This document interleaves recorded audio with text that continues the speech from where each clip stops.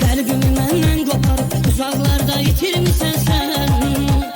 Xəyanətlə, yalanlarla bu sevgini bitirmisən sən. Ləkələnmiş bu sevgini hansı üzlə gətirmisən sən. Hər dəfə səkdin niyə bəs ürəyimə də